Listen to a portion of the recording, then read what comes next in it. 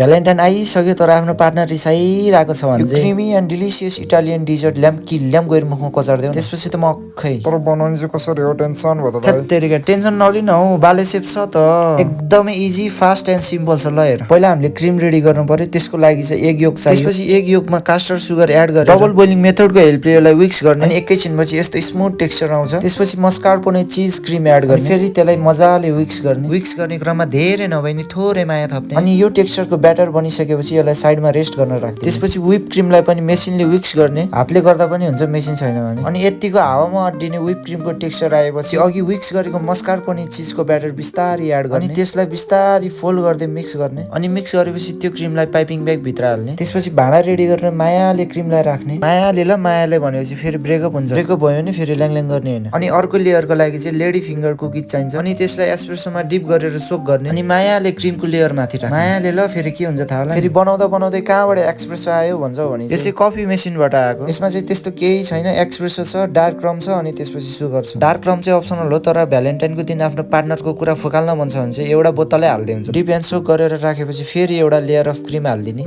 मायाले फेरि अनि फेरि त्यही प्रोसेस डिप एन्ड सोक ट्याकटुक ड्याकटुक त्यसपछि ल्याप्पाकै माथिबाट क्रिमले कभर गरेर ल्याप्पाकै सेट हालिदिने त्यसपछि माया बढोस् भनेर माथिबाट जादु मन्तर छ अनि यतिको जादु मन्तर गरिसकेपछि अझै माया बढोस् भनेर माथिबाट ब्ल्याक म्याजिक हान्दिने के गर्नु उसको लागि यति त गर्नै पर्यो नि हौ फकाउनु त गाह्रै छ नि तर जे भए पनि